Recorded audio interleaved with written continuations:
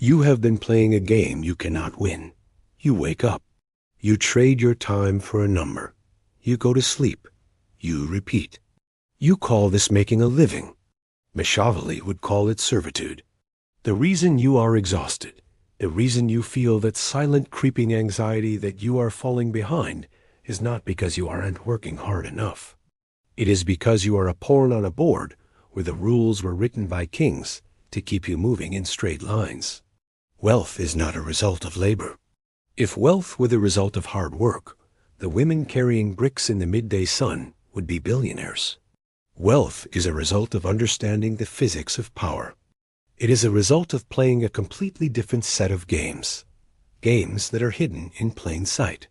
Most people are playing a finite game. They play to survive the month. The rich, the true outliers, play infinite games. They play to own the board. Niccolò Machiavelli, the father of dark strategy, wrote The Prince, not for the common man, but for the rulers. He wrote it to teach them how to acquire power and how to keep it. Today, money is the purest form of power. It is the only sovereignty that matters. I am going to deconstruct the 3 specific games you must master to escape the gravity of poverty. These are not hacks. They are fundamental shifts in how you view reality. If you refuse to play these games, you will remain a resource for those who do. The choice is yours. The cage is open, but you have to walk out. Game 1, the game of sovereign leverage, the prince's armies. The first lie you are told is that your time has value. It does not.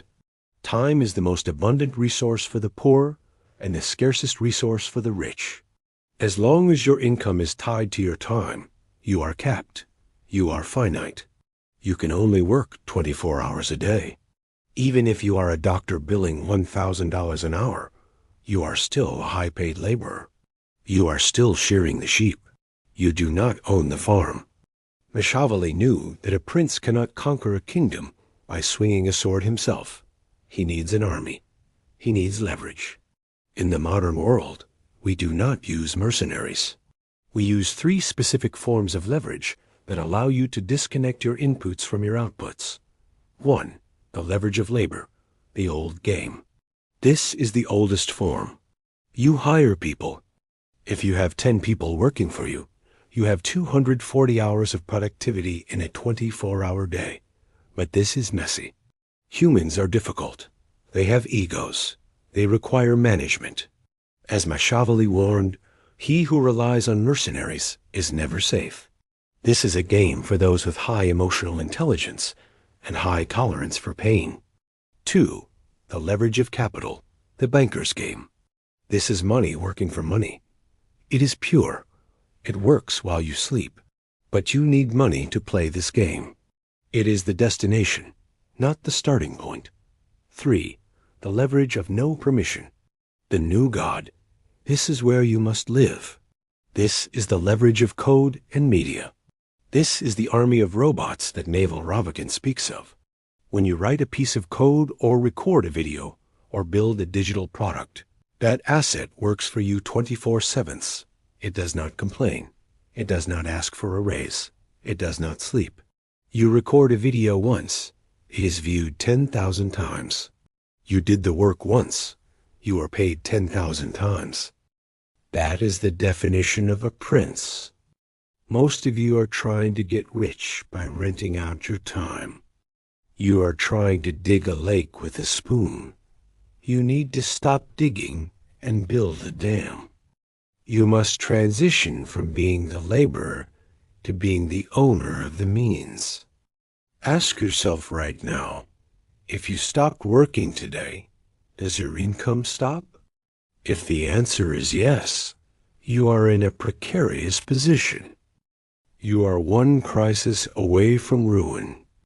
Machiavelli advised that a ruler should rely on what is in his own control, not what is in the control of others. When you have a job, your livelihood is in the control of the boss. When you have leverage, products, media, investments, your livelihood is in the control of the market and the market is honest. The game here is to productize yourself, to take your specific knowledge, the things you know that cannot be taught in school, and turn them into a system that operates without you. This requires a shift in identity. You must stop seeing yourself as a worker who fills a slot. You must see yourself as an architect who builds systems. The architect does not lay the bricks. The architect designs the cathedral. The architect gets paid for the vision, not the calorie burn. Game 2, the game of optic warfare, the reputation metrics. If Game 1 is about the mechanics of wealth, Game 2 is about the psychology of value. Value is not objective. Value is a hallucination. A diamond is useless. Water is essential. Yet a diamond costs millions and water is free. Why? Because of the story we tell about it. Because of scarcity. Because of perception. Machiavelli famously said, "Everyone sees what you appear to be. Few experience who you really are. Most people think that if they just do a good job, they will be rewarded." This is the worker's fallacy. It is naive. In the real world, you are not paid according to your contribution. You are paid according to how hard you are to replace. You must play the game of reputation, and this game has dark rules. The law of concealment. If you are always available, you are cheap. If you reply to every email instantly, you signal that you have nothing better to do. You signal that your time is low value. To drive up your price, you must manufacture scarcity. You must be the prize. Machiavelli advised that the prince should not be seen too often, lest he become common. In your business, in your negotiations, you must learn the power of the pullback. When you withdraw, people lean in. When you are silent, people attribute intelligence to you. You must curate a persona of competence and slight dangerousness. People should feel lucky to work with you. They should feel that you are selecting them, not that they are hiring you. The Courtier's Mirror, Robert Greene, in his analysis of power, teaches us that you must never outshine the master, but you must also make the master feel brilliant. Wealth is often a transfer of resources from those with money to those who make them feel secure. If you are selling a service, you are not selling the service. You are selling certainty. You are selling the feeling that this problem is handled. The client does not want to know how the sausage is made. They want to know that they are smart for hiring you to make it. You must play the game of high status. Poor people compete on price. I can do it cheaper. Rich people compete on status. I am the most expensive. Therefore, I am the best. It is a paradox. By charging more, you signal higher value, and you attract better clients who give you fewer headaches. By charging less, you signal desperation, and you attract parasites who drain your soul. You must have the audacity to price your existence high. The world will accept the judgment you place on yourself. If you walk into a room acting like a servant, you will be treated like a servant. If you walk in like a king in exile, people will wonder when you are returning to the throne. This is optic warfare. It is the understanding that competence is the baseline. Everyone is competent. The winners are the ones who wrap their competence in a narrative of indispensability. You are not a graphic designer. You are a brand strategist. You are not a coder. You are a systems architect. You are not a writer. You are a persuasion specialist. The words you use to describe yourself frame the reality for the buyer. Change the frame. Change the fee. Game 3, the infinite game. The discipline of survival. James P. Carr wrote Finite and Infinite Games. A finite game is played for the purpose of winning. A war, a football match, a stock trade. There is a beginning, a middle, and an end. An infinite game is played for the purpose of continuing the play. Wealth is an infinite game. There is no winning. There is no number where a bell rings and you are done.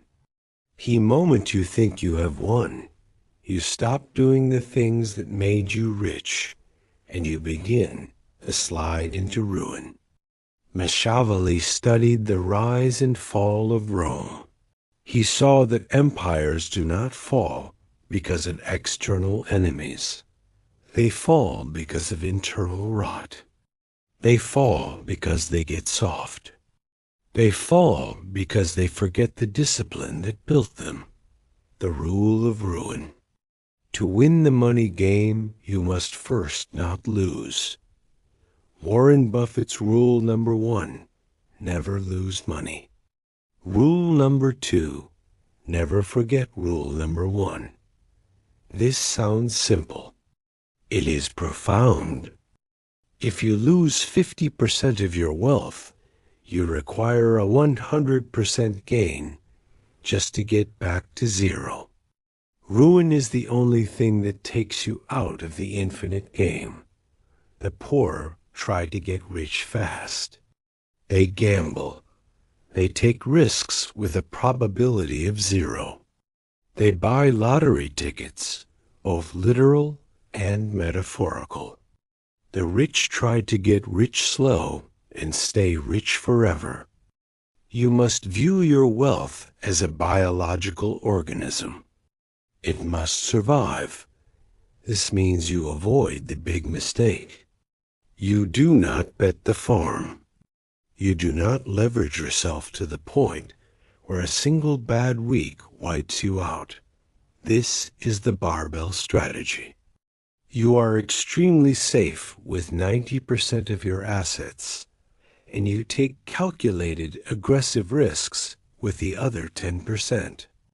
Most people are moderately risky with everything. That is a recipe for mediocrity. Be paranoid. Be boring. Boredom is where wealth is compounded. Excitement is expensive. Dopamine is expensive.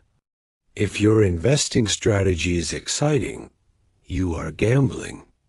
If your business strategy is constant chaos, you are not a CEO. You are an arsonist running around with a fire extinguisher. The Machiavellian player understands that time is the ultimate variable. If you can stay in the game longer than anyone else, you win by default because everyone else will eventually blow themselves up. They will get greedy. They will get emotional. They will try to shortcut the process. And when they crash, you will be there standing amidst the rubble, calm, solvent, ready to buy their assets for pennies on the dollar. This is the discipline of the predator. The predator does not run around the jungle screaming. The predator sits. It waits. It conserves energy. It waits for the weak to make a mistake, and then it strikes. But to play these 3 games, leverage, optic warfare, and the infinite game, You must first destroy the person you are right now. You are currently programmed to lose. Your school taught you to be a worker. Your parents taught you to be safe. Your friends are teaching you to be comfortable. You have to delete that operating system. You have to accept that being liked is not a currency. You cannot pay your rent with likes. Machiavelli was not liked. He was exiled. He was tortured. And in that darkness, he saw the truth of human nature. He saw that men are ungrateful, fickle, false, cowardly, covetous. If you build your life expecting people to be fair, you will be poor forever. If you build your life understanding that people are driven by self-interest, fear, and greed, you can engineer systems that harness those drives. You don't need to be evil. You just need to be awake. We have established the 3 games. Leverage, owning the output, optic warfare, controlling the perception, the infinite game, surviving the chaos. But knowing the rules is not enough. You can read every book on chess, memorize every opening, and still get crushed by a grandmaster. Why? Because the grandmaster is not just playing the game. He is the game. His mind operates on a frequency that you cannot yet access. To execute these strategies, you need a psychological upgrade. You need to install a Machiavellian operating system that filters out the noise and focuses purely on the signal. Most of you are bleeding energy. You bleed energy caring about politics you cannot change. You bleed energy seeking validation from people you do not respect. You bleed energy trying to look rich instead of becoming rich. Machiavelli wrote, "There is no avoiding war. It can only be postponed to the advantage of others." This applies to your internal war, the war against your own mediocrity. You have been postponing this war. You have been telling yourself, "I'll start on Monday. I'll start when the economy gets better. I'll start when I feel ready." You are postponing the conflict to the advantage of your enemy. And the enemy is entropy. The enemy is the slow grinding decay of your potential. You must become cold, not cold-hearted, cold-minded. 1. The death of envy. Envy is the poverty mindset in its purest form. When you see someone with the car you want, the house you want, the life you want, what is your immediate reaction? Is it admiration, or is it a subtle gnawing resentment? He probably got lucky. He probably inherited it. He's probably a crook. This is the defense mechanism of the loser. By dismissing their success, you protect your ego. You tell yourself, "I don't have that because I am moral." It is a lie. You don't have that because you are incompetent. Machiavelli teaches us to study power, not to judge it. When you see a winner, do not hate him. Dissect him. Reverse engineer his leverage. What game is he playing? What optics is he using? How is he hedging his risk? Treat success as a crime scene. Analyze the evidence, find the weapon, and then pick it up. 2. The rejection of fairness. I hear this constantly. It's not fair that he makes so much money for doing so little. It's not fair that the system is rigged. Listen to me closely. Fairness is a concept invented by human beings to make children feel safe. It does not exist in nature. It does not exist in the markets. The gazelle does not look at the lion and scream, "That's not fair," while being eaten. The gazelle understands physics. The lion is faster. The lion is stronger. The market is a jungle. Ever feel like playing nice gets you nowhere? Let's talk about a different playbook, inspired by Machiavelli, for getting what you want. This isn't about being a villain. It's about being smart. First, always appear virtuous, even if your actions are a bit more practical. Think of a CEO launching a green initiative. Great for the planet, sure, but also fantastic PR that boosts the stock price. It's about managing perceptions. Second, be adaptable. Like a fox, be clever and spot traps. Like a lion, be strong and scare off threats. If your project faces budget cuts, don't just complain. Be the fox who finds a clever new funding source, and the lion who fiercely defends your team's value. It's a chess game, and you need to think several moves ahead. Use these ideas not to crush others, but to build your own path to success. What do you think? Let me know in the comments. Thanks for watching.